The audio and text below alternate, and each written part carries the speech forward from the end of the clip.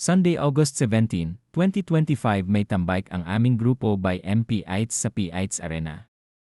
Pero pagka-uwi ng bahay ay napansin ko na parang ang lalim ng aking preno sa harapan.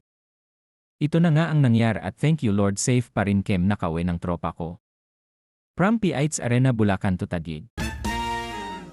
Tara samahan niyo ko magpalit ng aking brake pad. Buti na lang at hindi masyado nagasgas ang aking rotor disc. Ang compatible nga pala na brake pad sa Bergman ay pang-beat.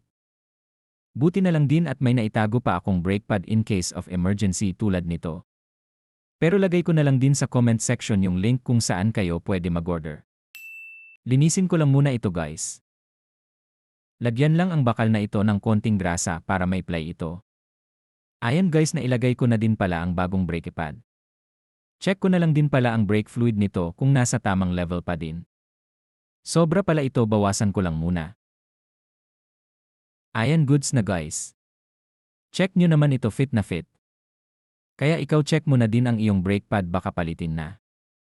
Yun lang guys, please follow, like, share, and subscribe for more videos like this. Thank you for watching, ride safe always.